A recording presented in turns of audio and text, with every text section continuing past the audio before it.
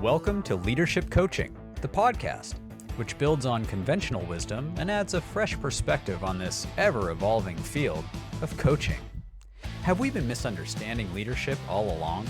Traditionally, we ascribe leadership to certain people, but what if leadership lives in relationships instead? If you've been struggling with your identity as a leader, it may be that limitations of an old model just don't fit. Join leadership coach Dr. Martin Kettelhut and results coach and certified IFS practitioner Bill Tierney as we discuss the nuances of leadership as relation. The Leadership Coaching Podcast, awakening the confident and compassionate leader within.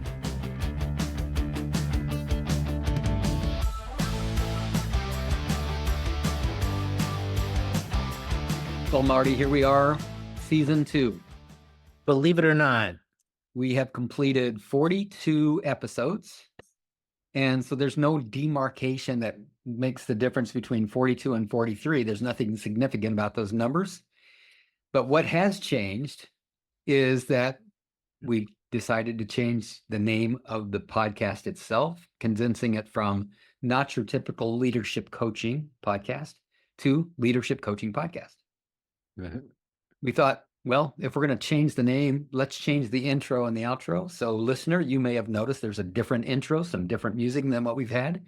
You might have noticed that we've got a different image on our page, so that, and on Apple or Spotify or wherever you find us, the visual is different. So yeah, I'm excited that we're starting season 2, and this will be the first episode of season 2, probably will be episode 43. And you had a great idea. First of all, hi, Marty. Marty, this is Dr. Martin Kettelhut, and I am Bill Tierney. I'm a certified IFS practitioner and results coach, and Marty is a leadership coach who just wrote a book, and the name of that book is Leadership as Relation. Mm-hmm. Got it? Okay. Yeah. You have an idea for today's discussion. Why don't you introduce it? Well, the idea comes from a lot of conversations that I'm in and that I'm reading about.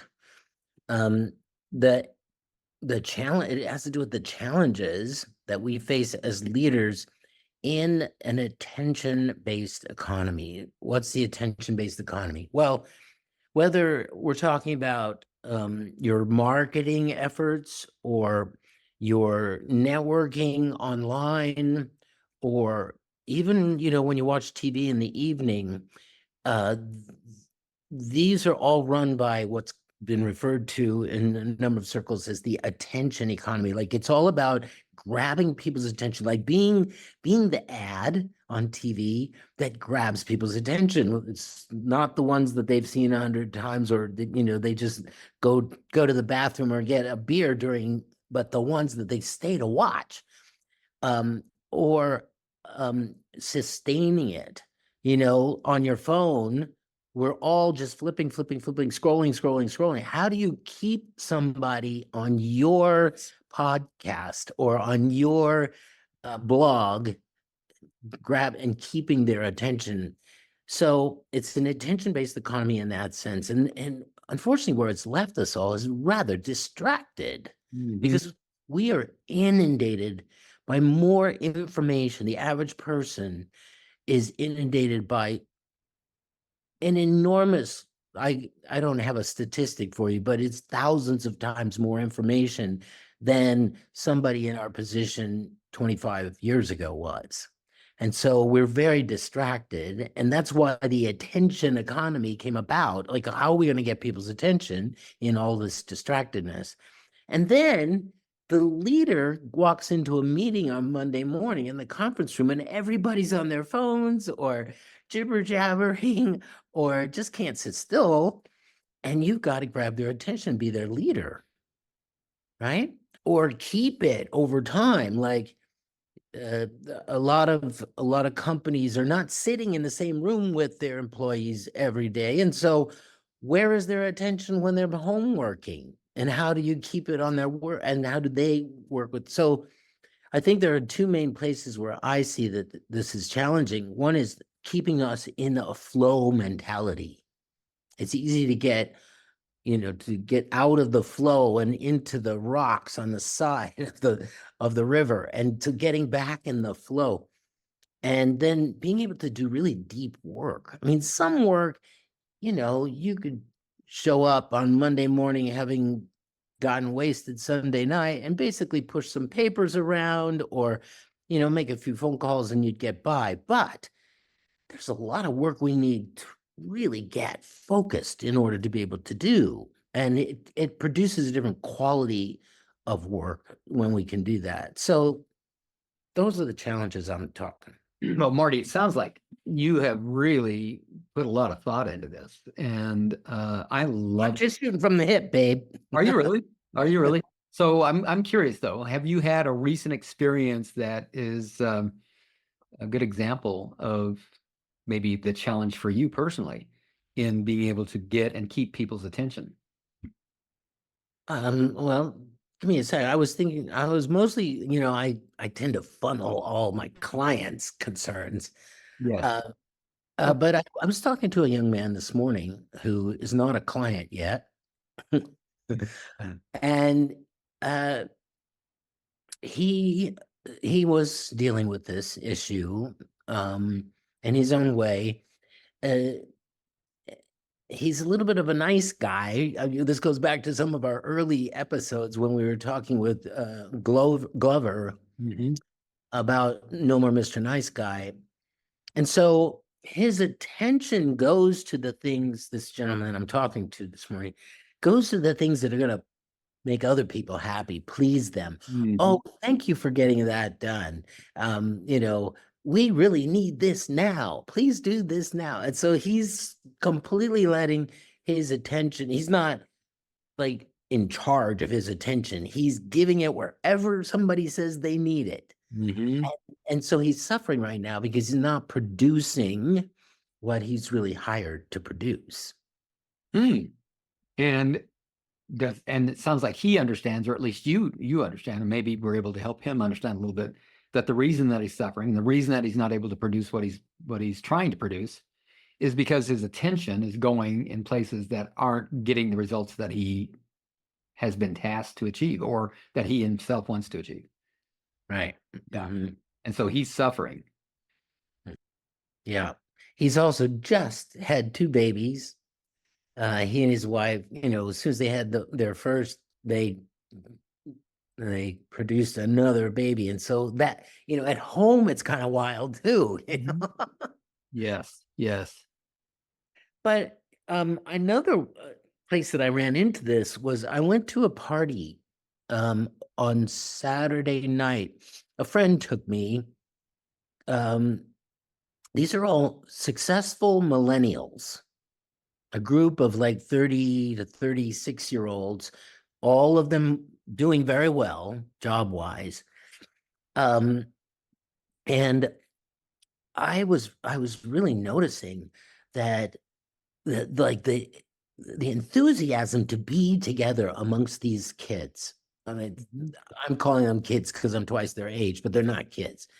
And I was really curious about how, like, the energy in the room between them. And I mentioned it to a couple of them when I got to talk to them. And they said, yeah, well, we live in this world of phones and computer screens. And, they were mentioning different software that they use at work to keep in touch with their team and stuff like that. And so several people told me, like, we love that, this group of us gets together and has a face-to-face. We eat together, we talk together, and it's so refreshing. So I kind of saw, the penumbra of this group's dealing with attention and how that pushes them into like really enjoying and appreciating when they can be face-to-face. Yes. I think COVID really made us hungry for that, because so many of us changed the way that we work from face-to-face to on screen and digital. And because that worked so well for so many reasons, for so many people and companies, much of that has remained. It continues to be the way that I go about doing business. And it is a real special experience to actually be face-to-face and in the physical presence of someone. So I really get how And it makes me wonder. It makes me wonder if there's statistics on this. There probably are. There's information about this, about how much more time people are spending on screens now than prior to COVID. Mm-hmm. If COVID made a difference, like if we're seeing that Yes, connection. definitely. Yeah. Mhm. So if what we're seeking is that connection, and we're looking for a two-dimensional experience, a three-dimensional experience through a two-dimensional screen, that may explain why we are scrolling and scrolling and scrolling and scrolling, looking for that hit that gets our attention for 2 seconds instead of 1. Whereas I love this anecdotal story that you just shared about the 30 to 36-year-old people that are getting together on a regular basis and love it so much, eating together, conversing face to face, physical experience, physical presence with each other. Yeah. I'm thinking that's really what we're looking for. We're looking for connection. Yeah. Well, and also in the case of like doing deep work. So this is yet another story of a client that, just voiced his concern with leading his day and he works for a mortgage company in such a way that he can get some of the deeper work done that he needs to do, or you really need to think, you need some space, you need to get into it. It takes a while. And it's hard for him because he's so used to flipping, screening, scrolling. And now all of a sudden he's like, whoa, I don't know how to get into this Is, and is he, get this deeper work done, is he a loan officer? Mm-hmm. Oh, okay. So I absolutely remember and relate to this. That when somehow the environment was created for me to get in and actually do the deeper work, what you're talking about, of being able to put together a loan file and then follow up on all the stuff that needed to happen in order to get it all the way to fruition and closing. Yeah. That was challenged. And so for me, the challenge was I did work in a face-to-face environment. I don't know if that's true for your client or not, but I would have a door that people would walk through and want my attention. And I mean, I'm in the middle of maybe a 50-step process of figuring out what needs to happen and checking through the list and doing those things. And an interruption would come, or a phone call, or an email, or a text. Yeah. And it's hard to just get into that and to block the space, protect the time, and be able to go do that deeper work. So I see what you're saying too. That too is a big challenge and a problem from not being able to give attention all to one thing for a sustained period of time. Yeah. And the third area that I'm pointing to, and this also comes from talking to clients, in particular, a gentleman who works at Apple in management, and it's just it's so hard to get into a flow state. He said there's this unsatisfying feel with life, like, and with what I can do with my own brain, my own body. It's kind of like having a handicap in a sport. Like my brain, we've so trained ourselves to be all over the place that it's hard to get into that flow state again. Flow state, you've mentioned that a few times. Let's define that for the listener. We all may, the listener may have their idea of what that flow state, what that means. Can I just ask you to define it? When you say flow state, what are you referring to? Well, it's about focus. So it's closely related to the deep work, but it might not be deep work. It might just be, it's like the runner's high. It's when you're not working at running, and all of a sudden it's like the running just you're just flowing with it. And it happens with sitting doing desk work too. There are times when you're just into it and it's flowing, and it sort of moves you forward, and the effort seems to disappear. Yes. So it is about being connected. It is about being focused, but it's a very desirable state. It's a very productive state. We like it. And it's energizing. Energizing, it flows, it's effort. Well, maybe not completely effortless, but the effort that you need to put into it, you're happy to do so. You're happy to invest that effort into whatever it is that you're doing. Yeah, that's the way I see flow state as well. Okay. Yeah, so that's our desirable outcome, really, to be in that flow state with whatever it is that we're doing, and then to match that flow state to either the desired state that if what you're looking for is to get someone else's attention, to match whatever it is that's flowing for you to the person that you're wanting to connect with. Would you say that's accurate?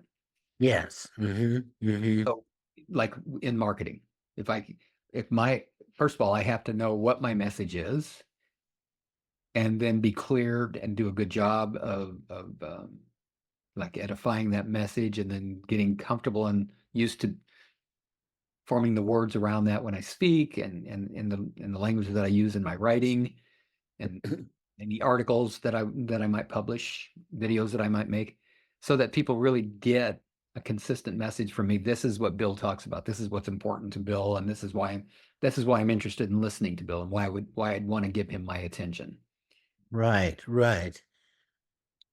I think that might be an example of what the first thing that comes to me about all of these problems is that, I'm trained in ontological coaching, which pays attention to your way of being.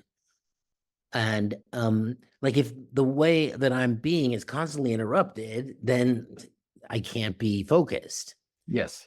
And similarly, when I have a vision of the way that I want to be, then that helps me into the flow state. It's like this is all in the service of a way of being, right? And if let's say it's free, or let's say it's expert, or whatever it might be, when you can flow everything that you're doing through that way of being, and it facilitates it, you're serving that vision rather than one task after another after another after another. It all gets coordinated through that way of being. I think that just looking at my own experience, that helps me a lot. Yeah, I play a lot with this way of being that I made up called philosopher of the marketplace. And that, because I love philosophy and I love the marketplace, and they don't normally come together. But when I represent that union of those two energies, it just it helps me see how to be and what to do and how to say to this, and it puts me in a flow state. I really love the way you said that just now. I'm so glad we're recording this, because the way you put those words together just now, it was almost poetic, beautifully. When I'm not going to successfully repeat it, but what I heard was something like, when I am the intersection between the marketplace and philosophy, I find myself in the flow state. Yeah, that's right. That is just beautiful. Mm-hmm. I'm thinking about how you, as coach, among other coaches on Friday morning, supported me in my challenge last Friday. So when you talk about ontology and the study of being, and the question, who is it that I'm being, that I'm having the experience that I'm having now, and who is it that I would need to be or want to be in order to have the experience I want to have? Right. That's essentially the coaching I was getting from you in my challenge last Friday. I see. And I remember that, because my orientation is multiple as well. Mine is training in ontology, being coached by an ontological coach for years, and then being trained in the internal family systems model, which has a profound, potentially profound impact on my ontology, on who it is that I'm being. But it takes a different approach. It's rather than IFS is not the approach of who are you being right now, that you're having the experience that you're having. It comes from more of a place of, at least the way I use it, who you're being right now reflects what's happening inside with your parts. Let's get curious about those parts, and as they shift,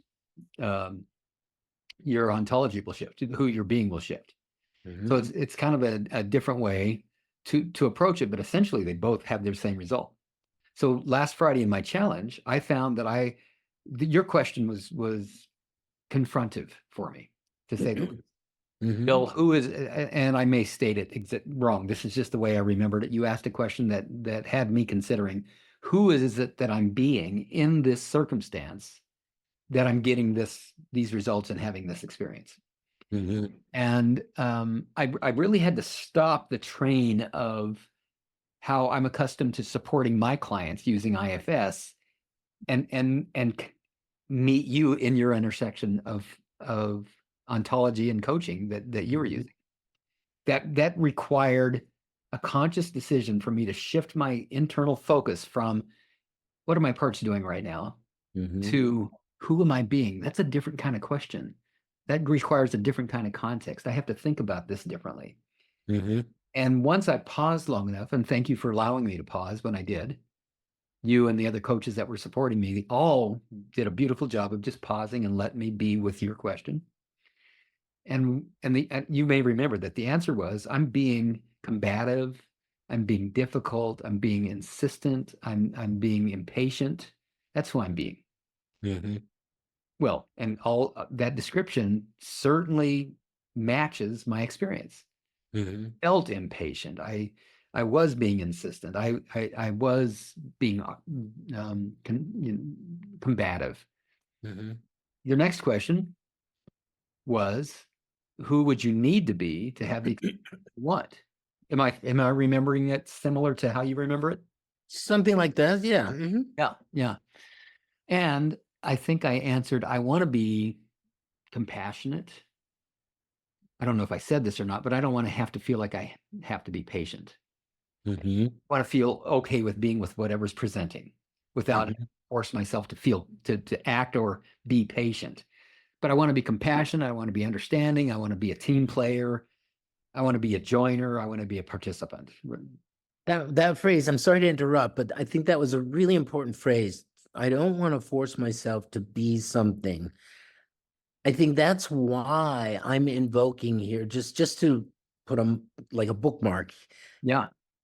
That's why I'm saying that this ontological question, who are you being, is so important in this ADD society, because then you've got to focus. You're not being this for them and that for them and that for them and making yourself totally distracted. You know, who I am is this, Mhm. facilitating. Like, I just want to make things easier for everybody. I'll be a facilitator. Well, then you've got focus. You can facilitate all of these distractions. You just keep being facilitative, right? Yes, yes. Yes. In fact, I think I even came up with a phrase for what that would look like. I don't know that I'll find it right here, but I remember finding a phrase that would help me remember and remind myself, who is it that I want to be in this situation? Because it's going to be happening again this week. I Mhm. will find myself right back in that very same situation this week. The same triggers are going to be there. The same things that might activate me to feel impatient and frustrated and controlling and combative. Mhm. But my hope is that between the support that I got from you as coach and the others in that coaching conversation on Friday, as well as the support that I've got that I gave myself on your suggestion, you suggested, Bill, do you have some time after our conversation right now to go work with the parts of you that are going to have a hard time with this? And I did, and I did. Mhm. So my hope, and then I got support after that, and I've been talking about it ever since. It's Good been, for you. well, it's just been this huge thing, and every piece of work that I'm willing to do that takes me deeper. We talk about deeper work in a different way now. Mhm. Every question that I ask, and then every question I receive and then answer takes me to a broader and broader and broader understanding of what it is that happens inside of me that have me showing up as impatient and demanding and combative. Mhm. Mhm. Interestingly, those kinds of questions now make room and space and capacity for me to Mhm. be who I want to be. So I Right. think it's a combination of both of these things, as you say.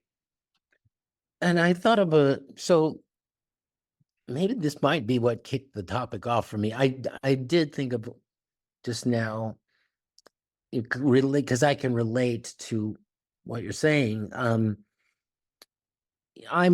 in the throes of a marketing campaign right now, at times it feels like me against the world, like there's so many people and they're not interested, and that sort of feeling.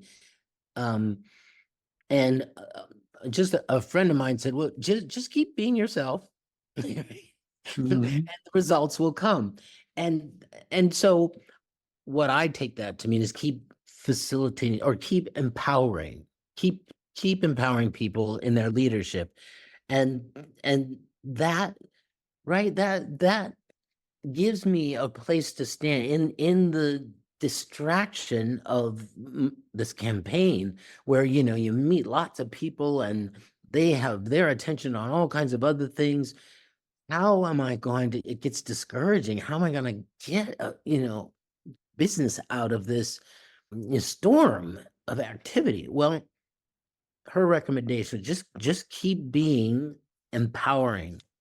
And if you just keep, that's what you're focused on, the business will come. So there's a personal example. That's great. So who do you declare yourself to be is empowering. Who you've been is disempowered. Would you say that's accurate? Me against the world. Yeah. The disempowered concept to be showing up as. Yeah. And so for you, it's a shift. Remember who it is I need to be is empowering. Okay. Right. And so, I can be talking to somebody who says, is a no. I could still empower them, Yes. Yes. If your objective is to be empowering rather than to be selling or to be committed to a yes, then that's gonna dictate a much be constantly knocked back on my back, on my heels. It would just like, oh, that didn't work, that one didn't work. Right. And so you get defeated and you stop. But if I just keep being empowering, then everybody got empowered today. I mean, maybe tomorrow somebody will hire me, but I had a great day of empowering folks. What is the name of that book that Rich Litvin and Steve Chandler wrote together about coaching? It's the something coach. This is what I'm reminded of when you're talking about this example of who I declare myself to be as empowering. Such a great book. And if anyone that's listening is a new or aspiring coach, or even someone that's been coaching for a while, I would highly encourage that this book be read. I've got all kinds of digital copies of it that I've purchased by accident over the years. The first one I purchased on purpose, and then I ended up buying more of them. That's a strange thing. But I have it, and I'll look it up. It's okay. You don't need to be distracted by it. I'll find it. Okay. Yeah. And then I'll make sure I mention it before this is done. But the idea that, and this goes back to your philosophy of leadership too, is and we say it in our intro to the podcast. It's not about you. Leadership is not about you. It's about empowering other people. So this is you beating that same drum again and again and again. This is your message, which I happen to agree with. Yeah. All right. Yeah, I think it's just, it's sort of comforting to know that in this world of overwhelming data flow, that you don't have to aspire to get it all under your belt, to master it all. All you have to do is focus on who you mean to be. That's, and just be, the consistency there will produce the life you want. And you can adjust it if you need to, but that's where you're going to get focus, deep work, connection, fulfillment. Is not trying to be everything for everybody. Yeah. Right. But choosing who you are going to be and focusing on perfecting that and practicing that and noticing how differently that interacts with those kind of people versus those kind of people, or in this context versus that. It's, I guess now that I'm saying this, I kind of wanted to hear myself say, what is it you want to hear yourself say? that I don't have to master the whole technological world or know all there is to know about both candidates for president. Just be yourself, which is a choice, right? Be yourself, whatever that most means to you. Wait a minute. Somebody's going to say, what? Being myself is a choice? Absolutely. Absolutely. Being yourself is a choice, because it's when we're aware. Sorry to interrupt, but I think this is important too. And I do too. Yes. it, like the nice guy client or hopeful client. I'm getting confused. Anyhow, you spoke with somebody and you referred to that conversation. This is kind of a nice guy. That Yeah. person may or may not have been aware prior to his conversation with you that who he was being was whoever he thought he needed to be for them. Mm-hmm. The choice to be himself instead of that is an example of that choice that you're pointing to. Well, you'll be happy to know that I started that conversation with a little IFS-y kind of investigation. I said to him, I asked him what he wanted to be coached on. He said time management. I said, say more. And he said, okay, well, the operations has all these procedures they want me to follow. And I wind up spending the whole day trying to make those folks happy. And I never get around to sales. Mm-hmm. Uh-huh. And so I was like, oh, it sounds like there are two parts of you. Mm-hmm. Very good. Yeah, you knew I would like that. Right. And I said, let's hear from each of them separately. First of all, what's driving, what is this guy's doing really good work, keeping up with the operations people. Like, what's the motivation there? Well, I want to, I want to keep people happy. I want to keep them on my good side and all. Like, okay, notice. I want the processor to process my loans before the other guys. I want the underwriter to stamp the approval. I don't want to piss anybody off. That will slow down the process. Is that what he's talking about? And yet, who I am, I got him to say in the next part of the conversation, is a salesperson. Yes. And in fact, he knows clearly that if he's not a salesperson, all of that admin stuff doesn't matter because he won't have any loans to do. That's right. Yeah. That is the dilemma. I love this coaching conversation. So how did it go from there? I asked him, who are you? I asked him, who, these, it sounds like they're making decisions and your wife is making decisions about the kids and you're kind of like just reacting to it all. I said, who are you? Mm-hmm. And then I switched to a king, warrior, magician conversation with, I said, what I see that you can get things done. You're a magician. I see that, the lover in you. I see all that. What I'm not hearing is the king. Like, what does the king have to say about the direction this should go? Is it going to go in the direction of appeasing people? Or is it going to go in the direction of making the sales happen or something else? Is there some way to integrate them? Could you be a nice guy who says no to all of that operations? Yeah. So that's how it went. That's beautiful. Nice coaching. Really great. Really great. Okay. So this conversation is, let's go back to what we're calling it, leadership in the attention-based economy and the challenge of getting the attention or keeping your attention on that leadership, getting the attention so you can lead, or giving your attention as leader. So let's talk about what gets in the way of that. You've just been talking about declaring and choosing to be yourself. Well, if you don't know yourself, how can you choose that? Right. So there's one challenge. You know yourself. And why wouldn't you know yourself? And why sort of implicit in just in this conversation, the way we set that up is the reason you don't know yourself is because you're distracted. Yep. You're identifying with this and that and the other, and it hasn't been integrated. Right. So I'm distracted. Something else is getting my attention in this red hot moment, as Esther Hicks will say, or Abraham through Esther Hicks would say, this red hot moment. I'm giving my attention to this red hot thing that's got my attention, like squirrel, shiny thing. Right.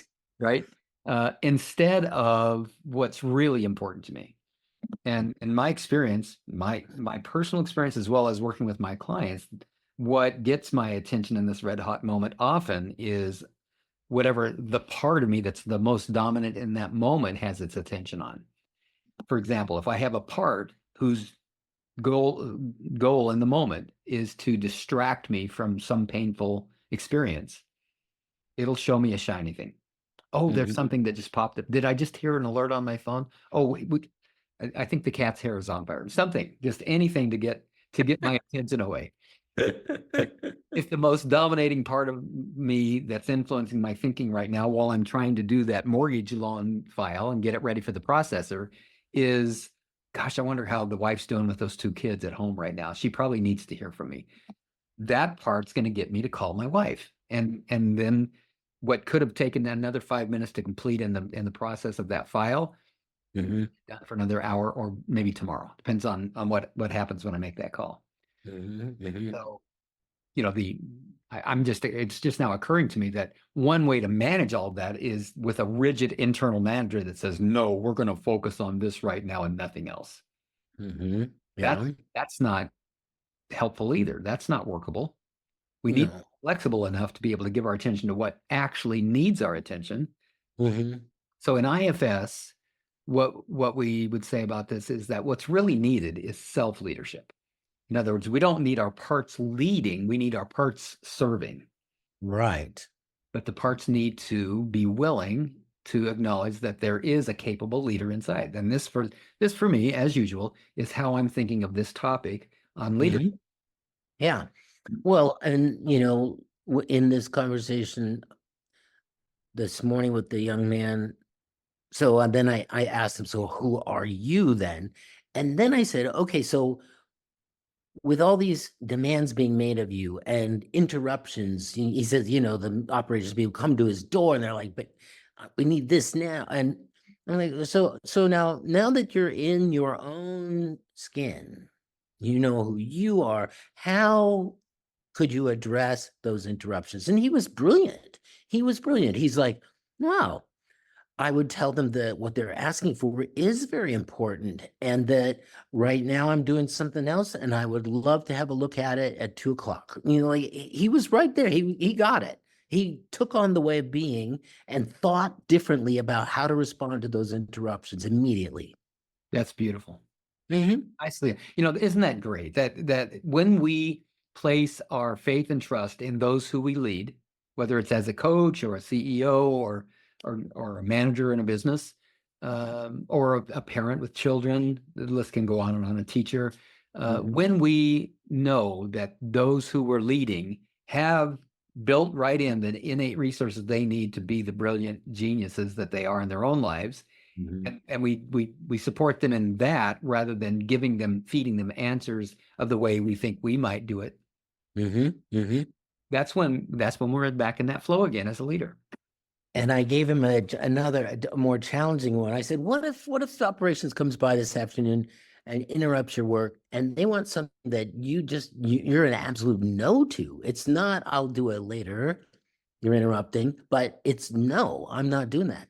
Let's hear how you in your skin, um, would say that. Right. And he was at a loss. He's like, I don't know. Like I really had hit but now I see why he's a nice guy because he doesn't have an alternative. So I said, well, what about when your daughter, who's 3 years old, what about when she wants yet another cookie and it's not okay to give her more sugar? What do you say? Oh, he said, oh, okay. I just need to be firm and matter of fact. Very good. Mhm. Mhm. Mhm. You don't have to not love them. Yeah. You just have to be firm. Mhm. Beautifully. Well done. Yeah. Yeah. Well, what a wonderful conversation. I'm noticing the time. We need to begin to wrap up. How would you summarize our discussion here today, Marty? Well, I think first of all, by way of summary, we've just been acknowledging, first of all, that we are inundated with information and that we're going to have to pay attention to our attention and that because that's where we get our connectedness to other people, our connection to our ability to do deep work, our connection to the flow of life. And so we want it. And so once we become aware of what's happening with our attention, we can then begin to make better choices. That is excellent. I want to add and play on your words a little bit here and say that in addition to that, it's paying attention to our intention and setting an intention so that can be our guiding light throughout our day or however often we reset our intention. By paying attention to our intention and where our attention goes and checking ourselves, is where I'm giving my attention right now in service of the intention that I have for who I want to be today. Right. That may be the very beginning and maybe a thread that runs all the way through the solution to how difficult it is to be a leader in this attention-based economy. Amen. Great conversation. Till next time in Leadership Coaching Podcast. Take care. Bye. That concludes another episode of the Leadership Coaching Podcast. We hope you found inspiration and valuable insights to fuel your leadership journey. Remember, true leadership is not about you, it's about empowering others. Take your insights to heart and cultivate a mindset that will transform leadership from within your business, organization, or community. Thank you for joining us on this quest to leadership excellence. Don't forget to subscribe and stay tuned for our upcoming episodes, where we explore leadership as relation. Until next time, remember that you have the power to lead with confidence and compassion from the inside out.